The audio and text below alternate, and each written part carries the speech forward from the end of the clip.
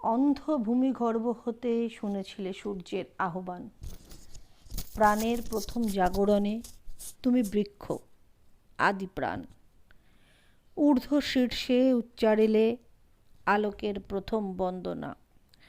ছন্দহীন পাষাণের বক্ষ পরে আনিলে বেদনা, নিঃসার নিষ্ঠুর মরুস্থলে। আজ বিশ্ব পরিবেশ দিবস। প্রাণ ও পরিবেশ দুই অভিন্ন সত্তা, একে অপরের পরিপূরক। প্রাণের চরম উৎকর্ষতা মনুষ্য সৃষ্টির মধ্যে, আর পরিবেশ সৃষ্টির মধ্যে দিয়েই মানুষ খুঁজে পেয়েছে চরম সার্থকতা। মানুষ আধুনিক বিজ্ঞানের নিত্য নতুন উদ্ভাবনায় উন্মত্ত হয়ে পরিবেশকে অবহেলা করে আজ এক অভাবনীয় পরিস্থিতির সম্মুখীন হয়েছে।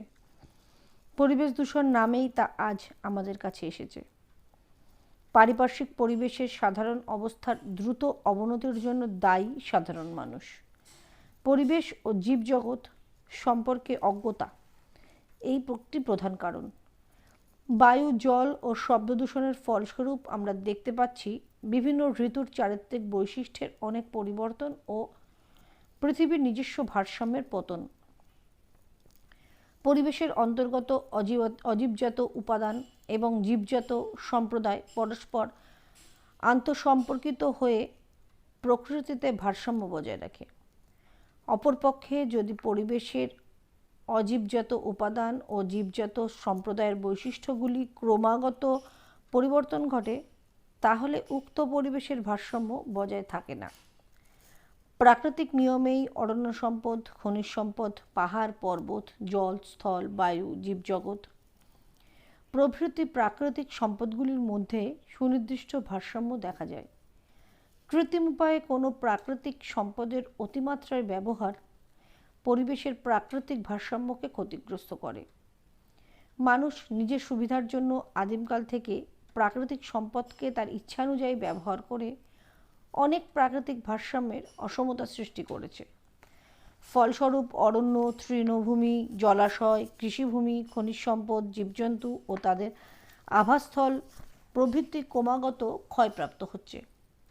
অপরপক্ষে অতিরিক্ত পরিমাণে প্রাকৃতিক সম্পদের ক্ষয় হওয়ায় বন্যা, খরা, খাদ্যের ঘাটতি, ভূমিক্ষয় এবং নানা রকম মহামারীর রোগ দেখা দিচ্ছে। সুতরাং প্রাকৃতিক সম্পদের ক্ষয় রোধের জন্য ওই সব সম্পদগুলির সীমিত ব্যবহার প্রয়োজন। পুনঃস্থাপনের ব্যবস্থা এবং এদের রক্ষণাবেক্ষণের অর্থাৎ সংরক্ষণ করা একান্তভাবে প্রয়োজন। ভূমিক্ষয়ের দ্বারা আমাদের পরিবেশ দূষিত হচ্ছে এবং মাটি ভূত্বকের উপরিভাগের কোমল শিলাস্তর নষ্ট করছে। মাটি প্রকৃতপক্ষে ভৌত রাসায়নিক ও জৈব পদার্থের একটি সংমিশ্রণ। মাটি জীবের, বিশেষত উদ্ভিদের প্রধান আবাসস্থল। মাটি যে কেবল উদ্ভিদকে ধরে রাখে তাই নয়, উপরন্তু উদ্ভিদের খাদ্য উৎপাদনের কাঁচা মালও সরবরাহ করে।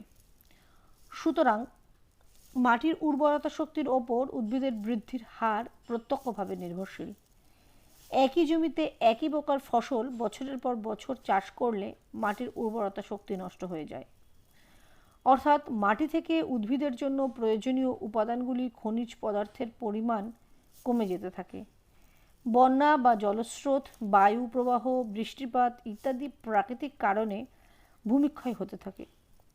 কৃত্রিম ভূমিক্ষয় হওয়ার একটি বিশেষ কারণ হল বনজ ও কৃষি সম্পদ আহরণের পর সঠিক উপায়ে ভূমি সংরক্ষণ না করা। অবৈজ্ঞানিক উপায়ে ভূমিকর্ষণ, অপরিকল্পিতভাবে শহরের বিস্তৃত ও মানুষের নতুনভাবে বসতি স্থাপনের জন্যও মাটির ক্ষয় হয়। গাছ উপড়ানোর ফলে মাটির উপরিতল আলাদা হয়ে গিয়ে এবং বৃষ্টি ও বায়ুপ্রবাহের দ্বারাও মাটির ক্ষয় হয়। তবে অভিজ্ঞতার কষ্টিপাথরে সভ্য মানুষ বুঝেছে যে যথেচ্ছভাবে প্রাকৃতিক সম্পদ বিনাশ করে প্রাকৃতিক ভারসাম্যকে বিপন্ন করার অর্থ হল নিজের অস্তিত্বকে বিপন্ন করা। মানুষ ও জীব প্রত্যক্ষ ও পরোক্ষভাবে প্রকৃতির ওপর নির্ভরশীল। এই প্রকৃতির জীবদের কল্যাণ ব্যতীত প্রকৃতির ভারসাম্য রক্ষা অসম্ভব এবং এর ফলে হয়তো অদূর ভবিষ্যতে এই বিশাল পৃথিবী ও মানুষের বসবাসের অযোগ্য হয়ে উঠবে। বায়ু দূষণের মতো জল দূষণও একটি গুরুত্বপূর্ণ সমস্যা। জল দূষণের কারণ ও উৎসগুলির মধ্যে আছে জৈব রাসায়নিক পদার্থ, অজৈব রাসায়নিক পদার্থ, জীবাণু, তেজস্ক্রিয় পদার্থ ও তপোৎপাদক শিল্প কেন্দ্রগুলি থেকে উদ্ভূত দূষণ। জৈব ও প্রাকৃতিক দূষণের সৃষ্টি হয় মানুষ ও জীবজন্তুর মলমূত্র ও মৃতদেহ থেকে। এছাড়াও রাসায়নিক সার, কীটনাশক ও আগাছানাশক নানা রাসায়নিক পদার্থ বৃষ্টিতে ধুয়ে জমা হয় খাল, বিল, নানা জলাশয়ে। এতে উদ্ভিদের ও মাছের ক্ষতি হয়। অজৈব রাসায়নিক পদার্থগুলি হল অ্যাসিড, ক্ষার, ধাতব ও খনিজ লবণ। এইসবের উৎস হল বিভিন্ন শিল্প থেকে পরিত্যক্ত বর্জ্য পদার্থ। শিল্প কারখানাগুলির চিমনি থেকে উত্থিত দূষিত গ্যাস বাষ্প বাতাসের সঙ্গে মিশে জনজীবনকে ব্যাধিগ্রস্ত করে তুলছে। এর মধ্যে থেকে sulphur die oxide, carbon monoxide, বিভিন্ন নাইট্রোজেন অক্সাইড ও অর্গানিক প্যারক্সাইড। শিল্পাঞ্চলে দূষিত বায়ু থেকে শ্বাস প্রশ্বাস গ্রহণের ফলে শ্বাসকষ্ট, হাঁপানি, বধিরতা প্রভৃতি কিয়দাংশে দায়ী হচ্ছে। শিল্প কারখানা দেশের প্রগতির সহায়ক, তবে এই কারখানাগুলির অবস্থান ও চিমনি অবৈজ্ঞানিক প্রথায় নিয়ন্ত্রিত হওয়া আবশ্যক। যথেষ্ট উঁচু চিমনি করা ছাড়াও চিমনিতে অবশ্যই ইলেকট্রোস্ট্যাটিক প্রেসিপিটেটর লাগানো প্রয়োজন বলে বিশেষজ্ঞদের অভিমত। এতে নির্গত ধোঁয়ার দূষিত উপাদানগুলিকে রুখে দিতে পারে। পরিবেশ দূষণের সক্রিয় হাতিয়ার বর্তমানে পলিথিন। এটি নিত্য প্রয়োজনীয় জিনিসের ধারণ ও বাহনের বর্তমানে পলিথিন ব্যাগ ও ক্যারি ব্যাগের জুড়ি নেই। কাগজের ব্যাগ, ঠোঙা, চটের থলি, মাটির ভার সব কিছুই এক প্রকার অচল করে দিয়ে পলিব্যাগের দ্রব্যাদি আনার মধ্যে আমরা এখন জীবনযাত্রাকে অভিজাত বা ক্রেতাদস্তুর করে তুলেছি। আমরা ভুলে যাচ্ছি পলিথিন ব্যাগ, প্যাকেট ইত্যাদি অপচনশীল পদার্থ। এর কোনো ক্ষয় ব্যয় নেই।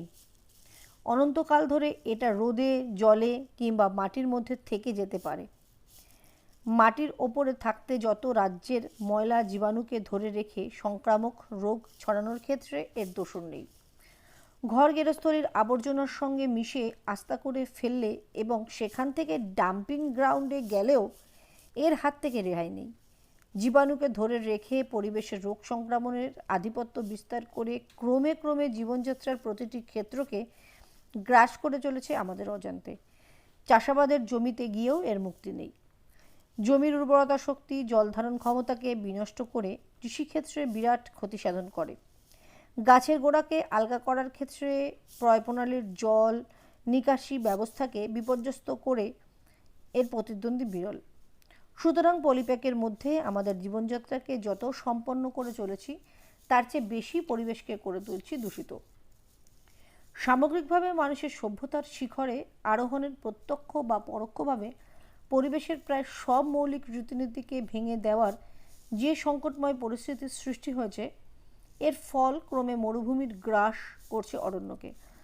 গলতে চলেছে মেরু বরফ, তাপমাত্রা বেড়ে সৃষ্টি করেছে গ্রিন হাউস প্রতিক্রিয়া। ক্রমে কমছে প্রাণীদায়ী অক্সিজেন, যানবাহনের ধোঁয়ার সঙ্গে ধুলো মিশিয়ে গঠিত হচ্ছে ধোঁয়াশা। পারমাণবিক বিস্ফোরণের মরণ রশ্মি আঘাত হানছে নিভৃত তৃণকোণকেও। শিল্প প্রসারজনিত সভ্যতার বিষ বাষ্প শ্বাসরোধ করতে চাইছে সভ্য মানুষকে। আক্রমণ ঘটছে নিত্য নতুন ব্যাধির। এমতো পরিস্থিতিতে পরিবেশ ও প্রাকৃতিক সম্পদ সংরক্ষণে সমাজের সকল স্তরের মানুষকে সচেতন হওয়া প্রয়োজন। শুধুমাত্র সরকারি প্রচেষ্টা এই কাজ করা সম্ভব নয়, কারণ বিজ্ঞান ও প্রযুক্তির অগ্রগতির সঙ্গে সঙ্গে পরিবেশ দূষণের মাত্রাও বৃদ্ধি পাচ্ছে।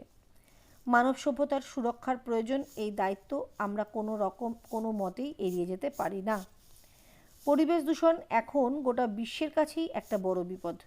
ক্রমান্বয়ে অরণ্য ধ্বংস, শিল্পের বর্জ্য পদার্থ প্রভৃতি বিভিন্ন কারণে প্রাকৃতিক ভারসাম্য নষ্ট হচ্ছে। কিভাবে প্রাকৃতিক ভারসাম্য রক্ষা করা যায় সেজন্য চলছে বিভিন্ন ধরনের গবেষণা, নেওয়ার হচ্ছে বিভিন্ন ধরনের পদক্ষেপ।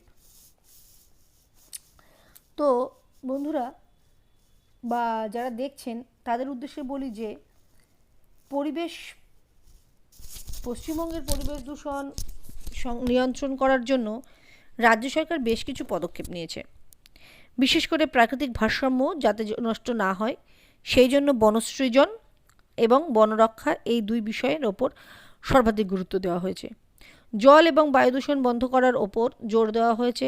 রাজ্যের যে কোনো জায়গায় নতুন শিল্প স্থাপন করার আগে তা বৃহৎ অথবা ক্ষুদ্র শিল্প যাই হোক না কেন পরিবেশ দপ্তরের কাছ থেকে ছাড়পত্র নিতে হবে।